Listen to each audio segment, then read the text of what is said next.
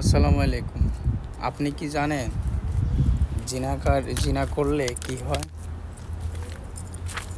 জিনা করলে সর্বপ্রথম আল্লাহর রহমত থেকে বঞ্চিত হয় এবং তার সামাজিক এবং তার পারিবারিকভাবে অশান্তি আসে এবং তারে বিয়ে করাও হারাম এবং সে আখিরাতে জাহান্নামে কঠোর শাস্তি পাবে।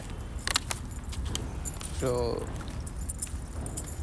আসলে জেনা হচ্ছে একটা নিকৃষ্ট কাজ, তাই কখনো